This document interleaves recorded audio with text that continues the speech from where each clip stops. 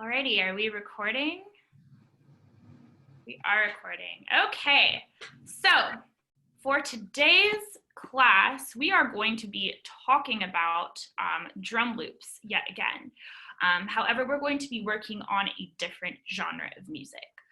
A lot of people are kind of, dissuaded from learning how to produce music using software, primarily because they think that it's only for the creation of electronic music. And this simply isn't true.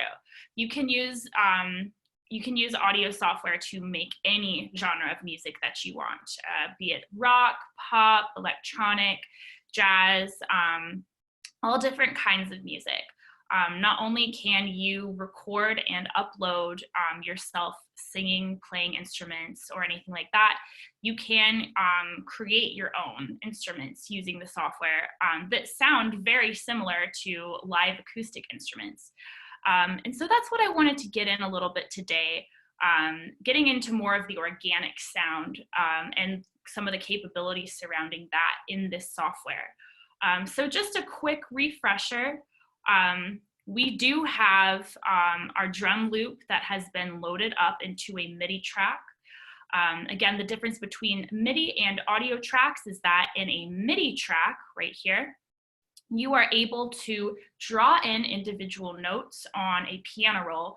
So that's essentially telling the software when to play what instrument, how loud, and for how long. And an audio channel, you would just drag the waveform, which is like a fancy word for just the audio file, which is right here at the bottom. You would just drag that directly onto the channel, and you can manipulate the sample directly that way. So what we have here is a drum rack that is preloaded with 16 instruments. These are all acoustic sounding instruments that make up our entire drum rack. And a quick refresher, as you can see on the side, we have tons of empty sample spots. If we wanted to, we could add, 100 more samples to this. But for now, we're just going to be using these 16 samples. So the first thing that we are going to want to do is open up a MIDI clip. So in order to create a MIDI clip, you simply double click in the top triangle of this column, or triangle, the top rectangle of this column right here. And we have created a MIDI clip. The standard MIDI clip size that is created when you, in Ableton Live, this software, is 1 bar. And again, 1 bar is 4 separate beats. And you can look at that right down here at our piano roll. You can see at the top, we have beats 1, 1.2, 1.3, and 1.4. So the first number represents the bar number. So this is bar 1. So this is bar 1, beat 1, bar 1, beat 2, bar 1, beat 3, and bar 1, beat 4. Because we are in 4/4 time, each bar is going to have 4 beats. So I want us to use 4 bars for this exercise. So what you're going to do is you're going to drag this bracket right here to extend your MIDI clip all the way to the end of 4. So we don't want to end it at 4 because that would be 3 full bars. We want there to be 4 full bars. So we're going to end it at 5 right here. So zooming out and my bottom scroll, I can see I have 4 bars and my piano roll is over here on the left. So I can't see all the instruments and I want to be able to. So what I'm going to do is I'm going to grab this bracket right here that is separating where all my samples are located in my piano roll, and I'm going to drag it up so that I can see all of the instruments. As you can see, now it's showing me a full view of all the instruments that we have here. So let's go down the line and listen to all the instruments that we have. We have this tambourine. We have a splash. So it's basically just like a small crash. We have a cowbell. We have a ride cymbal, a little shaker, a random percussive noise. I don't know what that would, that's kind of sounds like a tom to me. an open hi-hat, and a clap, a snare, a kick, a closed hi-hat, another percussive noise. That sounds like another tom to me. Another kick. So these two sound different. We have a side stick, a little snare, another snare. Those sound different. And a strike. Cool. So these are all the sounds that we have to work with. So we're going to be making just a pretty simple pop rock drum loop, something that you would have on pretty much any song that you listen to on the radio at this speed. So speaking of speed, we're going to go back over BPM. So BPM, as we talked about last time, it stands for beats per minute, and it is just a measure of the speed of your song. Higher BPMs, going to be a faster song. Smaller BPMs, going to be a slower song. So last week, when we were creating our drum loop, we made it 120 BPM, which is standard for house music, which is the loop that we were working on last week. For this week, for this pop rock drum loop that we're making, I've adjusted the BPM right over here to 110 beats per minute. So if you want to listen to your BPM before you start making your song, just to make sure that it's the right speed, you can turn on this little thing right here. You see these two circles, there's a hollow one and a black one. That's your metronome. When it's yellow, you click on it, it'll turn yellow. That means it's activated. And you can press play and listen to the speed of your song. So if I drag it up, it'll go faster. And if I drag it down, it'll go slower. Great. So we're looking for a song at 110 beats per minute. So that is how you can test the BPM of your song. Now that I know what the BPM of my song is, I have my MIDI clip geared up, ready to go at 4 full bars, and I have listened to all my instruments. I am now going to create a drum loop. So let's just think about what drum loops, let's think about a random drum loop from like your favorite rock or pop song. So there is going to be a conversation, that's what I like to call it, a conversation between your kick and your snare. So your kick, snare, kick, snare, kick, snare, kick, snare. They're talking back and forth, right? I like to think of all the hi-hats and the other percussive noises just to kind of be like background noise, ambiance, but the most important core part of that drum loop is going to be your kick and your snare and the conversation they're having. Just like two regular people having a conversation, you don't really want everyone to be talking over each other because then you can't really hear what either individual has to say. So that is why we don't ever want our kick and our snare to be playing at the same time when we are creating this drum loop. There's a lot of other reasons for that that I will get into in later videos, but just the basics of it are that they are hitting at very similar frequencies and we want to be able to separate them out so each one has their time to shine in the song. So let's start off with that basic kick snare pattern. So kick, snare, kick, snare, kick, snare, kick, kick, snare. So we're going to start off by finding a kick that we like. I like this one. That sounds like a good kick to me. So kick, snare. So just a quick refresher from last week, there's 2 different ways that you can put a sample onto your piano roll. What I'm doing is I'm double clicking in one of the little squares to create a MIDI note, but you could also use the pencil tool, which is right up here next to your keyboard tool. The shortcut for that is just pressing the letter B on your keyboard. And I can use that to draw in or to delete any samples that are on my piano roll. So, okay, so let's take a listen to this from the beginning. Kick, snare, kick, snare. So I want my other kick to go here, my snare to go there. Kick, snare, kick, snare.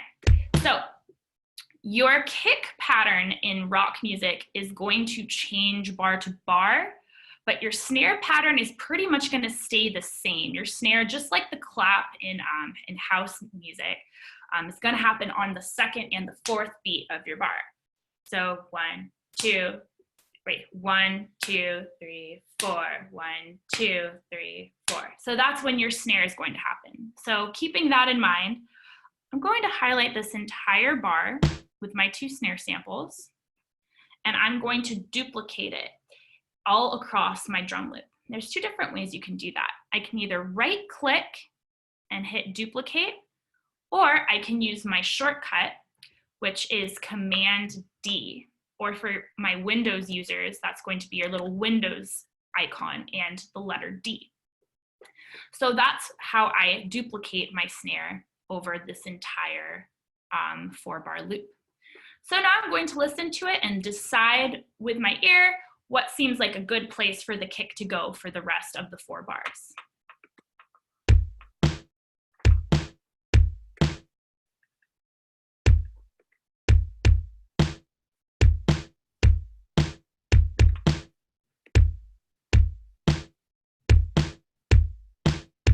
I think that sounds really good.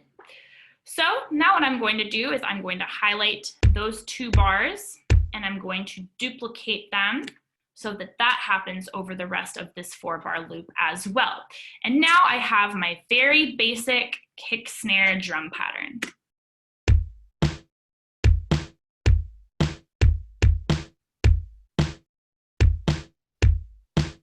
Cool. So what else does this need? Well, it definitely needs some hi-hats. So I'm going to have my closed hi-hat happening 4 times per beat, like that. So I'm going to duplicate that all the way throughout my 4 bars and give it a listen.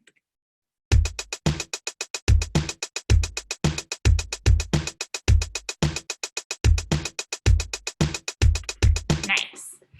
Now I'm going to add my open hi-hat. So the difference between your open hi-hat and your closed hi-hat is just going to be the length of the sample and the amount of presence that it has. A closed hi-hat is just a nice little t-t-t, and an open hi-hat has this big, beautiful vibrance to it. So you can tell the difference right off the bat. It's wider, it's longer, it's a more prominent sound. So I'm gonna put those throughout my song as well. I'm gonna give this a listen just to see what it sounds like.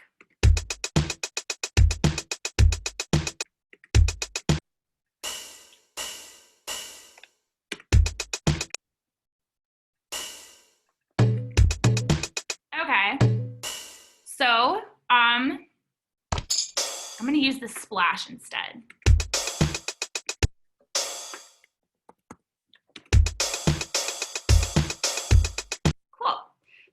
I'm going to duplicate that splash throughout my entire drum loop.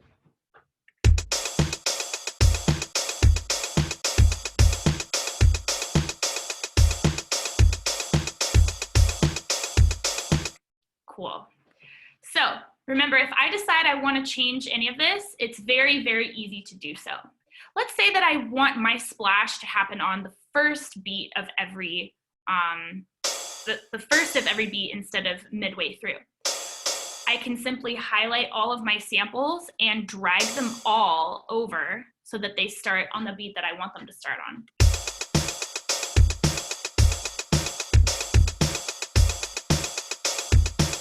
I can also change to have these be an entirely different instrument. Let's say I'm sick of my splash and I want these to be rides instead. I simply highlight all of my splashes and drag them up into a different instrument pad. So let's give this a listen right here.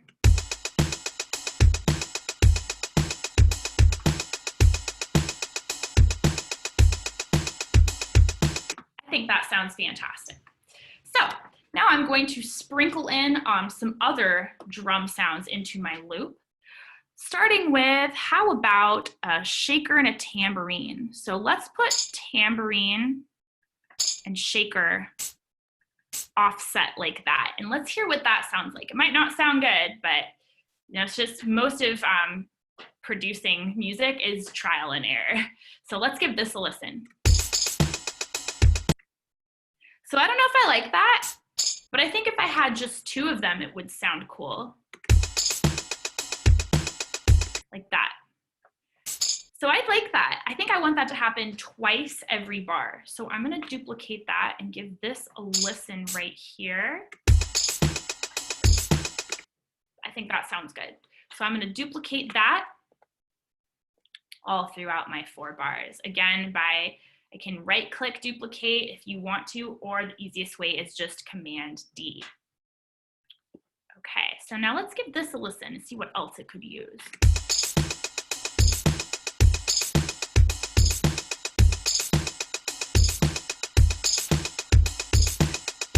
Cool. So I'm just gonna keep drawing in drum samples until I get a loop that I think is cool, that I enjoy.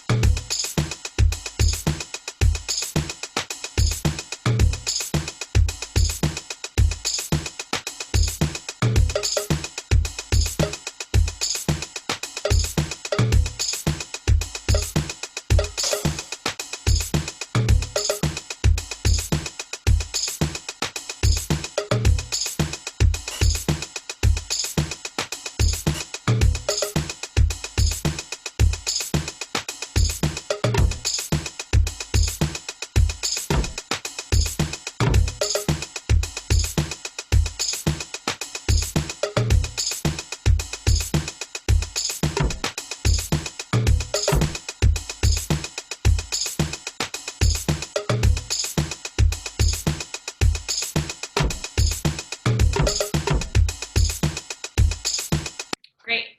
So I think that this drum kit sounds absolutely fantastic. So now the next part, once I have all my samples in the order that I want them, is to go in and individually adjust each sound, tailor it to the exact sound that I want. So that includes making things quieter that are too loud, or raising the volume of something that's too quiet, adding effects, and all kinds of things like that. And what that is called the mixing process. So a lot of people hear the word mixing and they get scared. No need to be scared. Proper mixing is done while you are producing. Sound design and mixing are one and the same, and one really cannot exist without the other. So what we're going to do now is we are going to mix this drum loop so that not any one element stands out too much. It sounds like it's cohesive, like it's all happening in one room.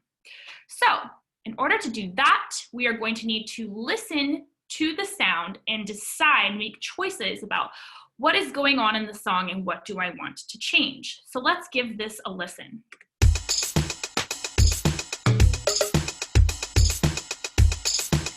So right away, I'm hearing that my ride seems to be a little bit loud, and I want to bring the volume down of that. Also, my closed hi-hat is pretty prominent in my mix as well, so I think I want to tone that down a bit as well. Now, my kick and my snare, I'm not really hearing cut through the mix very well. I'm having a hard time really distinguishing them from the other elements in my drum loop. So I want to boost those. And then finally, I want to add in some sort of element to the song that makes it sound like it's a real drum kit, that they're all being played in the same room and not just a bunch of samples that have been slapped together. So the first thing I'm going to do is turn down my ride and my closed hi-hat. So I'm going to go double click on the title of my, my channel, and I'm going to go down and find the instrument that I want to adjust right here, ride acoustify. And I can sample this, I can listen to this sample by pressing the little play button that's below each of these instruments. So there's my ride. So this ride is sounding just a little bit too loud. So you can see the volume is right here. It's to the bottom right of the waveform itself. It's already at -12 decibels, but I'm gonna bring it down even further, just a little bit, and give that a listen. So now I'm going to go back and listen to my loop again to see if this is the correct volume or if I accidentally turned it down too much. You always want to be listening after you make a change. Don't just make a change and keep going and change something else. You always want to be listening actively to your song while you are making mixing changes to it. So let's listen to this.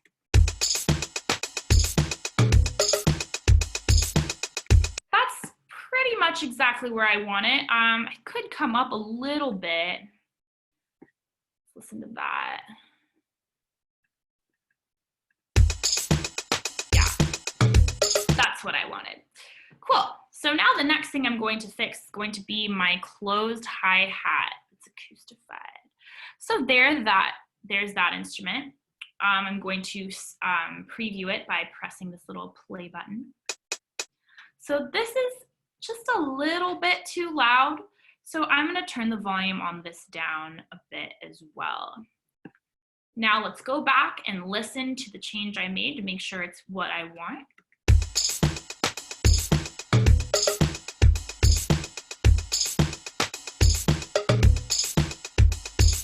That sounds really great. That's exactly what I wanted. Cool. So now I'm going to bring up the levels of a couple of my instruments. I'm going to take a look here. We have 2 kicks, so let me make sure that I'm adjusting the right one. This kick sounds like that.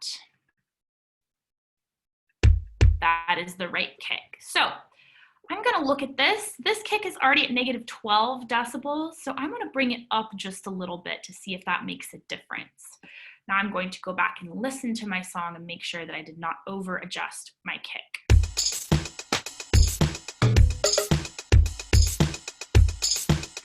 Nice. I think that's the exact amount of kick that I want in my mix. Can you hear how it's just cutting through a little bit nicer? Because our kick is the only element in our drum loop that has those nice low sub-frequencies in it, we really want to accentuate it. We want it to cut through our mix, so because that's what's carrying the rhythm of the song. That and the snare as well. Speaking of which, my snare is not nearly loud enough, so I think I should go ahead and fix that. So we also have 2 different snares, so let me listen to this one. Okay. So this is the one that I want to be fixing right here. So this is the snare that I want to be boosting. So just the same deal, I'm just going to boost the volume just a hair, and now I'm going to listen to what this new snare sounds like.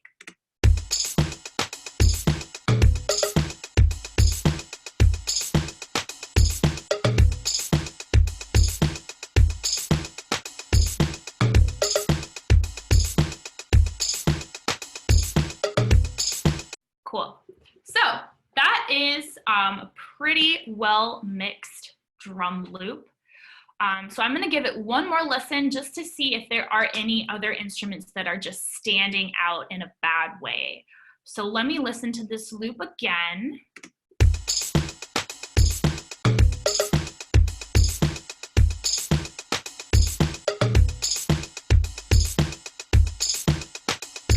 So I think that tambourine is sticking out a little bit.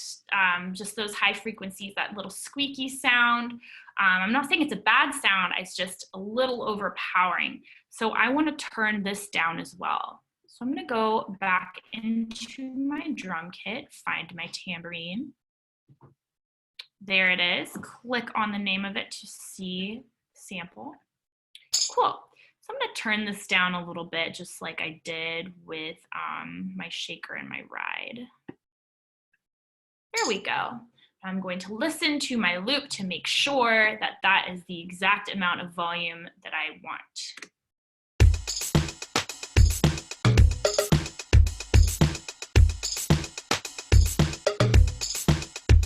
Cool. I think that sounds perfect. So other than that, I'm not really hearing too many other elements that are sticking out per se in this mix. But there is definitely an element that is missing. And the element that is missing in this mix is just a sense of cohesiveness, a sense of togetherness. Just wanting it to sound like all of these instruments are happening in the same room, like they were all recorded together. And it doesn't really sound like that right now. If you go ahead and listen to this mix again, it kind of sounds like all the instruments are kind of happening right in front of your face. It doesn't really have that warmth to it that you would want your drums to have.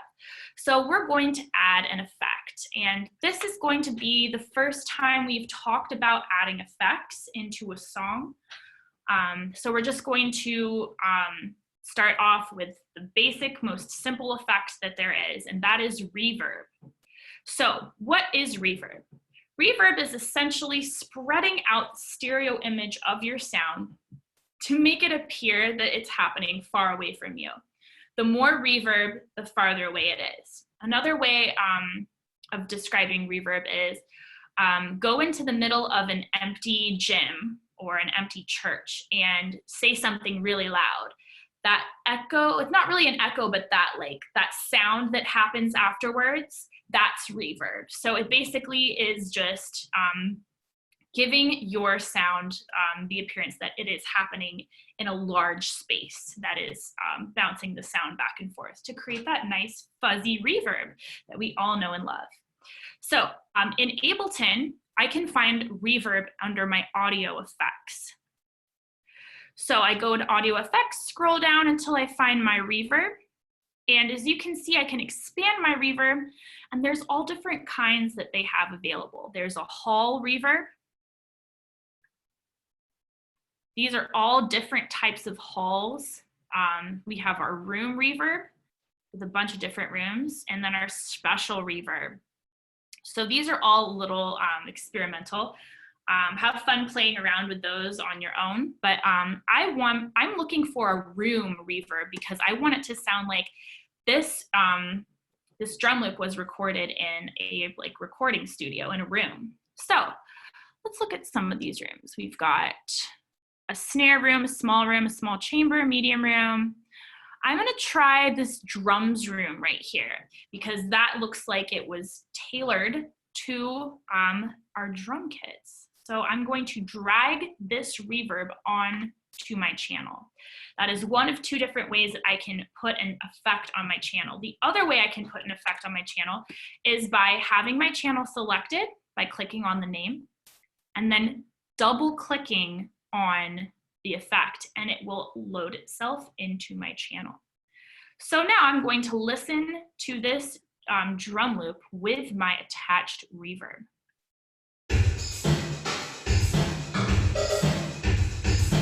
Cool. Now it really sounds like it's happening far away. So I really like this effect, but I think it's just a little too much effect.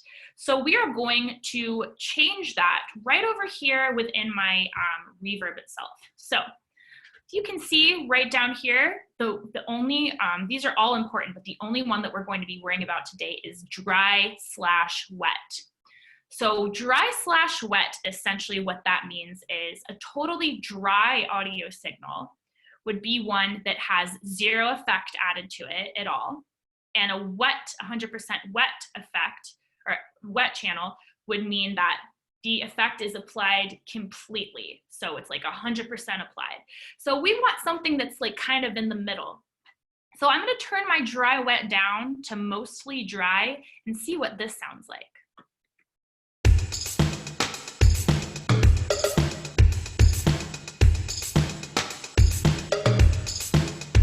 Cool.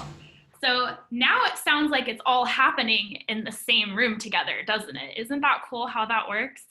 So I can also adjust, the dry wet. The smaller it is, the less that you're going to be hearing that reverb. So let me just show you how that works. So this is no reverb at all. We're adding reverb. More reverb. 100% reverb. And that's just the right amount of reverb that I want. So when you are adding reverb to your drum kits, make sure not to go overboard on it. It's very easy to go overboard on the reverb. Use your ear, that's your best tool, to listen to what makes this sound cohesive and together without making it too much. So let's go ahead and just do a quick rehash of everything that we have learned today. So we learned about how to make a rock sounding drum loop. We learned about how to mix different drum sounds together by adjusting the volume and the individual samples in my drum pad. And we learned how to add an effect, a reverb, to make my drum loop sound like it's cohesive and it's happening all together in one room. And the result was this.